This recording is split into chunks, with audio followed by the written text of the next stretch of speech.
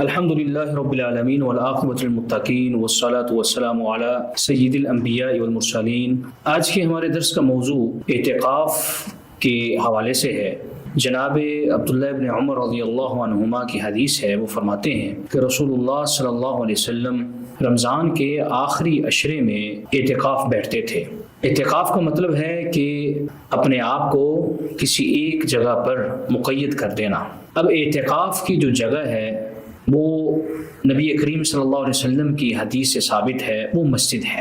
بھلے کوئی مرد ہو یا عورت ہو، وہ مسجد کے اندر اعتکاف کرے گا۔ مسجد کے علاوہ گھروں کے اندر اعتکاف کرنا خصوصاً خواتین کے لیے جائز اور درست نہیں ہے۔ کوئی بھی ایسی حدیث نہیں جو اس بات پر دلالت کرتی ہو کہ خواتین کو گھر کے اندر اعتکاف کرنا چاہیے، بلکہ رسول اللہ صلی اللہ علیہ وسلم کے زمانے میں جو بھی خواتین اعتکاف کرتی تھی وہ مسجد کے اندر کیا کرتی تھی۔ اسی طرح اعتکاف کے حوالے سے جو دوسرا مسئلہ ہے وہ اعتکاف کے وقت کے اعتبار سے ہے۔ اعتکاف رسول اللہ صلی اللہ علیہ وسلم نے 10 دنوں کا کیا۔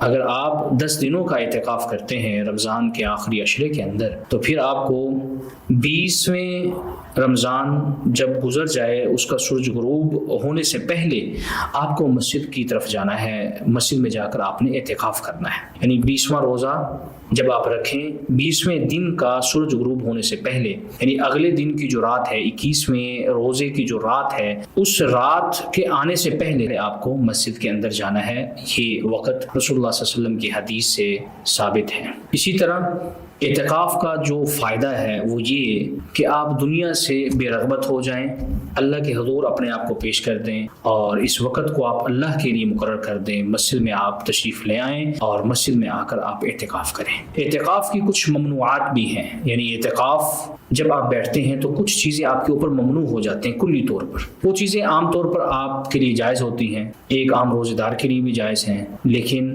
جب آپ اعتکاف بیٹھتے ہیں تو اس وقت یہ آپ کے لیے ممنوع ہو جاتی ہیں۔ جیسا کہ اعتکاف میں بیٹھنے کے بعد آپ اس جگہ سے نکل نہیں سکتے، الا یہ کہ کوئی حاجت ہو، کوئی ضرورت ہو تو اس کے لیے نکلا جا سکتا ہے۔ اور ان حاجات یا مجبوریوں میں ایک مجبوری یہ ہو سکتی ہے کہ مسجد کے ساتھ متصل حمام نہیں ہے، آپ کو حمام جانا ہے، آپ کو غسل کے لیے جانا ہے، تو مسجد سے نکل کر وہ حمام موجود ہے تو آپ اس حمام میں جا سکتے ہیں۔ ایسے ہی کھانے کا معاملہ ہے کہ مسجد میں آپ موجود ہیں لیکن کھانا دینے کے لیے آپ کو کوئی نہیں، گھر میں کوئی ایسا آدمی یا فرد نہیں ہے جو آپ تک کھانا پہنچا سکتا ہے، تو آپ کھانا بھی لا سکتے ہیں بامر مجبوری، بشرطے کہ وہ گھر مسجد کے ساتھ ہو، زیادہ دور نہ ہو۔ اور اسی طرح جو چیزیں اطاعت کے ساتھ تعلق رکھتی ہیں، جیسے کسی مریض کی عادت کرنی ہے یا کسی جنازے کے اندر آپ نے شرکت کرنی ہے، تو ان اطاعت پر عمل نہیں کیا جائے گا کیونکہ آپ اعتکاف میں ہیں اور اعتکاف کی جو آپ نے عبادت شروع کر رکھی ہے اسی کو آپ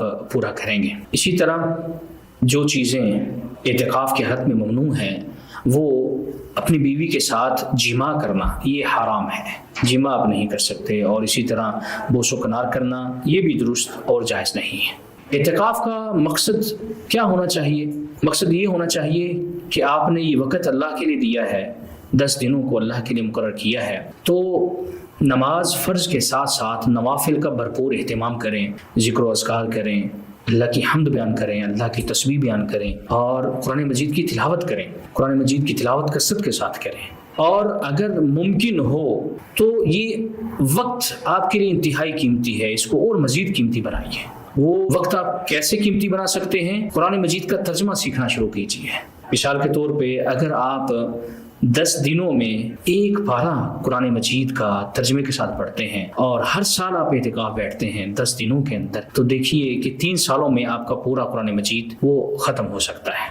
قرآن مجید کی کثرت کے ساتھ تلاوت کیجیے اور تفسیر پڑھیے اور احادیث کا مطالعہ کیجیے، دین کے ساتھ اپنے آپ کو ملائیے، اللہ کی طرف رغبت کیجیے۔ یہ ہے اصل میں اعتکاف کا مقصد۔ یہ مقصد نہیں ہے کہ میرا کوئی دوست اعتکاف پر بیٹھا ہے تو میں بھی بیٹھ جاؤں اور ہم پھر دونوں گپ شپ کریں گے، بات چیت کریں گے، یہ مقصد نہیں ہونا چاہیے۔ ہاں، اس میں کوئی شک نہیں کہ اعتکاف کی حالت میں معمولی کوئی بات چیت وہ کی جا سکتی ہے، حال چال پوچھا جا سکتا ہے، لیکن اپنے وقت کو ان چیزوں کے لیے زیادہ صرف کرنا یہ درست نہیں. جیسے بعض حضرات اعتکاف پر بیٹھ کر اپنے کاروباری معاملات کو بھی ڈیل کرتے ہیں یا اپنے جھگڑے وغیرہ بھی اسی میں بیٹھ کے حل کرتے ہیں, اس کے لیے وقت دیتے ہیں, یا خبروں کو سنتے ہیں, یا اپنا وقت سوشل میڈیا پر گزارتے ہیں اعتکاف کی حالت میں. یہ جائز اور درست نہیں. یہ وقت آپ نے اللہ کے لیے دیا ہے, اللہ کے لیے اس کو خالص رکھیں. اللہ تعالیٰ سے دعا ہے کہ وہ ہمیں صحیح معنوں میں مسلمان بننے کی توفیق عطا فرمائے. سبحان ربک رب العزت عما یصفون